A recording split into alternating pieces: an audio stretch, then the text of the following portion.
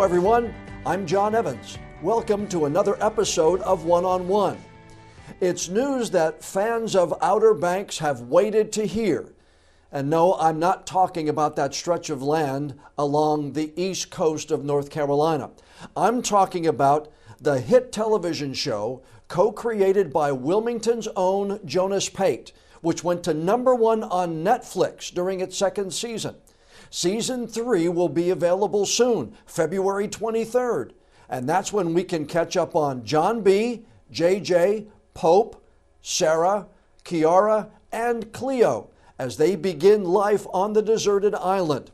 Now, I asked Jonas to be my guest to talk about the show, the upcoming season, all those great young actors they have on the show, and how much Outer Banks reflects his own experiences of growing up along the coast. Jonas Pate, welcome to the One-on-One with John Evans podcast. Thank you, John. Glad to be here. Fans would kill me if I didn't start out with this question. What's ahead for the Pogues in season 3, Jonas? No spoilers, John. No spoilers. We are incredibly excited. We're getting ready to go out for the premiere in Los Angeles. We feel like it's our best season yet, but it comes out so soon. I would just say go watch it. It's going to be out so soon. It's going to be exciting. There's a lot of adventure and a lot of friendship. But the things that you liked about the first 2 seasons, if you're a fan, there's more of that. They've lost the treasure not once, but twice. How many times can these kids have it right in the palm of their hands, Jonas, and get it taken away? Depends on how many seasons we end up doing, John. No, I think we sort of felt like they needed a win this year, so we tried to give them one. When you and your twin brother, Josh and Shannon Burke, pitched Netflix on this series idea, Jonas, did you pitch it with these Indiana Jones type adventures in the back of your mind, or was it going to be the Pogues against the Kooks, and then we'll just see what happens?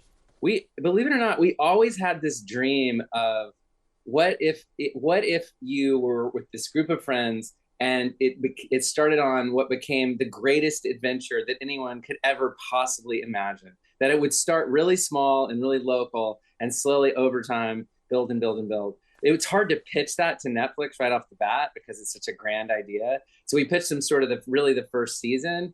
And then once it became successful, we realized we could start telling the story bigger and bigger. But believe it or not, we always hoped it would be that. Why have viewers related so well to your characters? Do you think it's the class divide thing? Do you think it's the settings?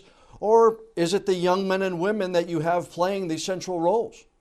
I think it's a little bit of all of that, but I think just the friendship. I remember this thing came out in the middle of a pandemic, and all these poor high school kids were stuck at home without a connection to their friends. It's lonely. I think this whole generation is lonely because of these iPhones, and I think they long for more human connection, and I think that was real in the series. It's real on screen, it's real off screen between our cast, and it bled through into the work, and I think that more than anything is what did it. Talk to me a little bit about these actors you have. Chase Stokes, Madeline Klein, Madison Bailey, Rudy Pankow, Jonathan Davis, Carlacia Grant, and I don't want to forget Drew Starkey as Rafe, because I think he's done a really good job as well with the role that he's had as the opponent who's really taken on a more major role. How have they risen to the challenges that you and the other writers have put ahead of them? It's honestly been so much fun to watch these kids grow. They were all unknown. They were all Southern, with the exception of Rudy, who was from Alaska, which I kid him. I'm like, that's really Southern. You just don't realize. And then they just really, they worked hard, and it's been fun to watch them grow. Like, I just got a text. I can show you this. You'll laugh. I just got a text from Madeline Klein, who, this is what's so surreal, who just got put on the cover of Cosmopolitan. Here, I'll show you the picture. Right? So it's crazy for this girl from Goose Creek, right? If you can see this girl from Goose Creek, right? That's about to come out, who had one line in history and was starving in LA. And now 3 years later, she's on the cover of Cosmopolitan. So it's just been, okay, how'd that happen? We're still not really sure, but we're thankful. Have they almost become, I know you have two kids, you and Jennifer have two kids, Yeah, but I mean, you've really kind of watched them grow, not grow up, but grow in for sure. talent and maturity level. So I would imagine there's got to be a little some kind of fatherly thing going on with you and these young men and women. 100%. You definitely feel incredibly protective of them, and having worked in the business for a long time, I've tried to impart what little wisdom that I have and help them navigate all the crazy things that have happened to them. But they're all great kids. They all have such good hearts. They're all, they haven't changed one bit since the first season. So it's just been exciting. It's just been a blessing to watch this stuff happen to them. How do they continue to impress you? Have you guys maybe consciously ramped up what you're asking of these kids? Yeah, I mean, you can imagine they've gotten better because they've just done it a lot more. I mean, they've spent a lot more time in the saddle, so they're a lot better now than they were when they started, for sure. Was there a special moment, maybe in as you were shooting season one or shooting season two, that you thought to yourself, "We've got something special here"? You've been on a lot of projects, Yeah. but was there something in the back of your head, a certain moment, a certain time when you said to yourself, this has got the possibility of going Yeah. further than many of the others? It's so funny, John. It's like when I was younger, I would really think about what would happen to a project. I'd worry about what were the reviews going to be? What was the reception going to be? Was it going to be successful or not? And then you get older and you realize that the process is almost more important than the product. And as we were making this thing, I grew up in the Carolinas. I grew up in Rayford, North Carolina. I moved out to California for 20 years. I got tired of it. I moved back, and suddenly I'm back home. I'm back where I grew up in the marshes of the Carolina coast, and I'm telling a story that had a lot of overlap with our high school life in Rayford. And I just remember thinking, man, this is awesome. This is just so lucky. So I didn't think like it was going to be a hit, but I knew it was a special experience. And I think the cast did, the crew did. Almost all of our crew is from Wilmington, and they're folks that I've worked with for 25 years. These are old friends. Bo Webb, the cameraman, was on my first thing when I was 23. Carol Peterman, Michael Jefferson. These are all people that are local that I've known and worked with for 20 years. It's awesome. Would this series have gotten made, Jonas, if it wasn't for the rise to prominence of the streaming series like the Netflix, the Hulu, the Prime Video? When you think about the times when it was just ABC, NBC, CBS, TNT, TBS, it seems like this series, many others, really are thriving because of the delivery system. True? For sure. I think it definitely helped. I mean, there have been, there's precedents in Wilmington of shows that like this that have succeeded, like Dawson's Creek, of course, and One Tree Hill. So every decade or so, one comes down the pipe like this, but you never know. It definitely helped that there's more outlets than there used to be, for sure. You've been in the business a long time, you said. Can you go into a project with sky high expectations? Or do you just say, I'm going to do the best I can for as long as I can and really roll the dice on the viewers liking it? I try to do the latter. I mean, we just shot a pilot in Wilmington about a young rock band that I'm so excited about because the band is so good. I mean, that's the best part of it. These like 19-year-old kids are just unreal. We put this band together. We pulled musicians from all over the country. And so we've shot. So I'm super excited about that. Will it be a hit? Man, I don't know. I don't know if it's going to be a hit, but I know I like it. So got to trust that. And if you can look yourself in the mirror and like what you do, at least in my career anyway, if I can look myself in the mirror and say, I've done the best I can, I can walk away and put my head down on the pillow at night and be okay with it. 100%. Once you get to that, your life gets a lot easier. You're like, you have self-respect. So you're like, well, come what may. Take me back to the day, moment, hour that you shared with the kids that this series made #1 on Netflix. What kind of day was that? I mean, it's the whole wild celebration. I mean, just wild, off the chart, jumping up and down, screaming from the top of your lungs, joy, because it's very unlikely for a show like this to get picked up, like you say, to have that kind of success was no one saw it coming. So it was just great. It was like winning, it's like winning the ACC tournament, man. or winning that Powerball jackpot for $747 million, right? Exactly. You mentioned earlier you grew up in Rayford, North Carolina, but you spent a lot of time along the coast. I've read, as I did some research for our talk today, that some of the situations, maybe some of the characters, were based on your experiences, whether it be in Charleston or Wrightsville Beach growing up. True? Yeah. Oh, yeah. I mean, a lot of it. You're always pulling from things that you've experienced and kind of twisting them around to make a new version of it. The car the kids drive was my high school car. Um, a lot of characters that we've pulled from were inspired by people that we knew, and then we just sort of pushed it further. We'd always heard this story of Denmark Vesey, which was the slave who won his freedom in a lottery in Charleston, and then was later hunted, sadly. But we sort of twisted that story into the story of Denmark Tanny. It's all just a combination of things that happened to us and things we've read about, and threw it in a blender and hit play. Do you still have some of those old VHS movies that you and Josh made when you were kids? They're sitting in the attic right above me right now. Yeah, I haven't watched them in a while. I'm scared to. Where did the love of movies come from, Jonas? Just watching TV? What sparked it? My old man would say, "You got to watch this Western with me," and we would watch The Outlaw Josie Wales 900 times. And that's more than anything, it was Westerns with my dad. For a while there, we would watch Lonesome Dove every year. That's classic television. It's might be the best thing ever made. Like, you can take Yellowstone, I'll take Lonesome Dove. Yeah, that's great stuff. You met, after you went to college, you went to New York and met a man named Peter Glatzer. I think I'm pronouncing that correctly. That's right, yeah. He helped you make your first movies. As I talk to people, I always say, who's that one person in your life or in your career that really meant a lot to you? Would Peter be that person to you? He was for sure, as far as doing more in the early stages to get things going, he was hugely instrumental. He was young too. And so he took a chance on me, and we took a chance on him, and he helped us get the money for this first little movie that we shot in Wilmington called The Grave. And then with some of the folks that are still on Outer Banks. And then that got into the Sundance Film Festival and got going from there. But here's a good story. You'll like this story. When I first got out of college and I had a script, but I didn't know what to do with it, I knew that Dennis Hopper had bought that building down on Front Street. Mm-hmm.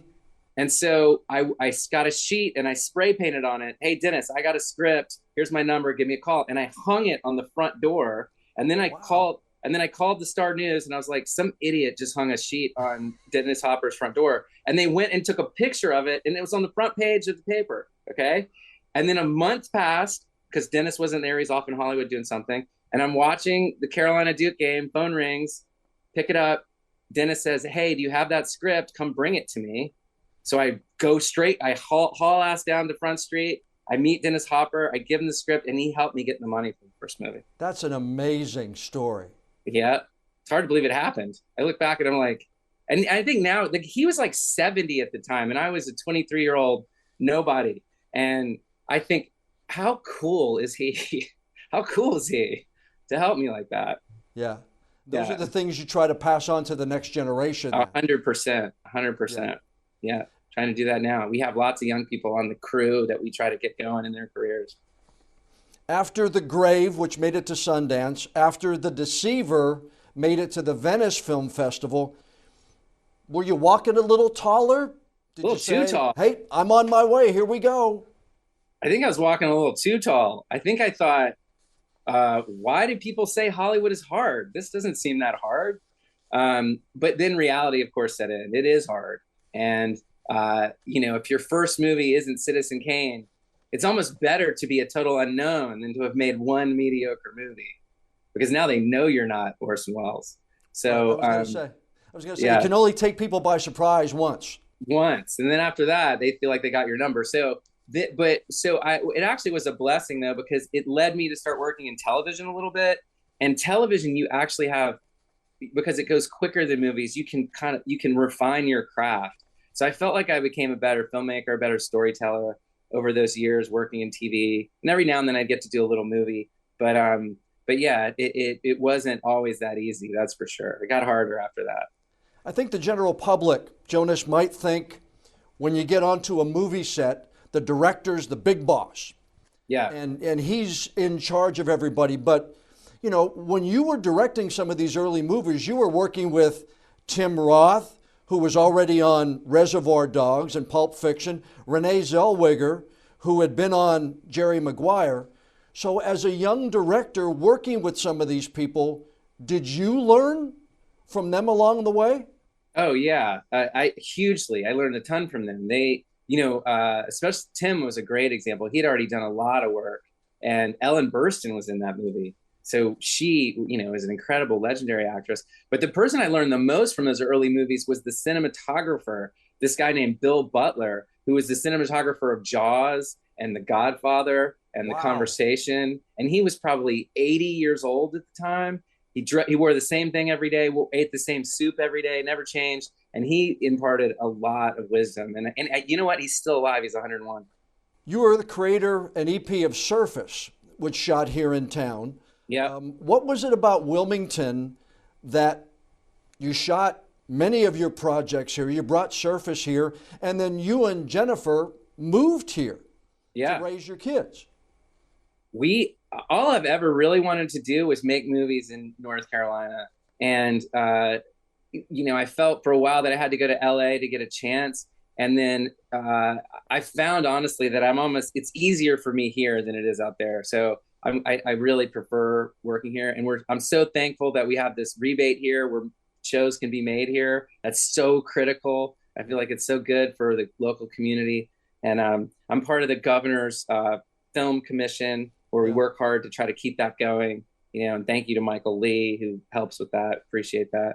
And, it's just been good to be back here. We just want to make sure I feel like it's now part of the fabric of Wilmington, and I just feel like I hope it keeps going. Jennifer was in the business for a while. Mm-hmm. I know, and I've told people that I would not be as successful as I am had I not married a saint. Because all the hours that I had to work to make a name for myself and do that, Sheila is the one who really took the lead role in raising our kids. And our kids are who they are because of my wife. And I will tell that to my dying breath. Yeah. What about Jennifer? I imagine you're off. I imagine you're away. You're working long hours, whether it's writing or whatever it is. How important is she to your success, knowing the industry the way she does? I mean, John, what you just said is so unbelievably true in my case as well. And, I tell young people all the time when they ask me about film, I say the thing you don't think about is how it affects families, because you are often on location and the hours are crazy.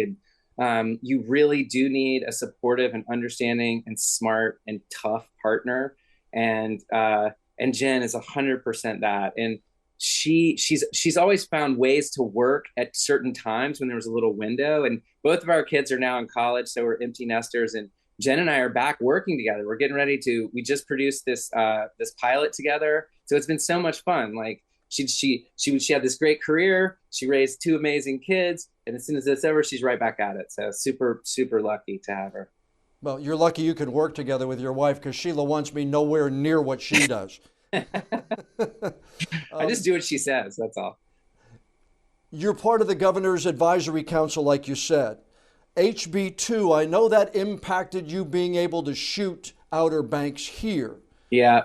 How frustrating was that when you knew Wilmington, you'd worked here? I mean, really you kind can of pitched imagine. it, I think, to be here, right? I wanted to pull my hair out. I mean, if you know the show, like all we do is talk about Mason Borough and Figure Eight. And so we 100% planned it to be here, thought it was going to be here. At the 11th hour, we hit this snag of HB2, and most of it had actually been repealed. There was just one tiny little remnant of it that was still on the books. Netflix, took a strong position that they wouldn't do it unless all laws were inclusive, which we agreed with, of course. And I always laugh. So they sent us to that super liberal state of South Carolina to shoot, right? It makes, kind of funny, honestly. But we love, my mom, I had a lot of family in Charleston. My mom had lived in Charleston for a long time. So that I knew that place well. So that was the second best place we could have shot. And hopefully this new show, the band show, will shoot here. Well, Can you fill us in on that band project show? I mean, I've seen, we get a lot of emails that they have a filming permit here, they're shooting here. What's the pitch and where might that show up? Well, it's about a group of young friends on the eve of high school graduation that are just in a band for fun. And they get a new member sort of at the last second, and the music sort of coalesces. And suddenly they all realize maybe we shouldn't go to college or to go work with our dad's business or parents' business. Maybe we should just throw our lot in together and see if this band thing can work. And that's basically the pitch. And I think what makes it special is we did this search for young musicians all across the country. We had Chase Stokes, who plays John B in the show, put out an APB on his social media for bands. We got 5,000 bands sent to us. We picked this guitarist, that drummer, this bass player. We put them together. We've had them play and practice for the last 2 years. They probably played 20 gigs now, and they wrote an album, and were so good, all their own music, that it's just so much fun. So that's what we're doing. And we shot it just a couple months ago in Wilmington, really all over town. And we're excited to get it out into the world pretty soon. Before I let you go, I have to ask you, what's the secret? You said earlier it's hard. You've hung around this business for a long time, had success, worked on projects that have had big names. What's the secret? I'd say, I don't know if I can limit it to 3. I'd say just do what you love. Tell the stories. If you do that, it starts to come through to other people. In other words, don't create something that you think's going to work. Just do something that you like and see what happens. Well, it's awesome. Outer Banks is, again, available Thursday, February 23rd, the 3rd season. It's already proven to be a smash hit. Jonas, congratulations on everything, your lovely family, your 2 successful children, and your career as well. I appreciate you taking the time. I know you're slam busy. Thanks for being on the One-on-One podcast. My honor, John. Thanks so much. Nice to talk to you. A huge thank you to Jonas Pate for taking time from his busy schedule and joining us here on the One-on-One podcast to talk about Season 3 of Outer Banks and, of course, his very successful career in television and film. You can follow Jonas on social media. One place he's very active is on Instagram. Jonas J. Pate is what you look for. And don't forget, Outer Banks is all over social media. Instagram, TikTok, Facebook. Go there and follow Season 3 as it starts streaming February 23rd. Now, before we go, I'd like to ask you a favor. Please follow or subscribe to the One-on-One with John Evans podcast on whatever app you use to listen to your favorite shows. And if you would be so kind, please leave us a rating or a review. We really do want to know what you think of our interviews, and the more feedback and recommendations we get from friends like you, the higher we'll be listed on all of those apps, and the better chance we'll have of bringing in even more new listeners. I'm John Evans. Thanks so much for joining us for this episode of One-on-One.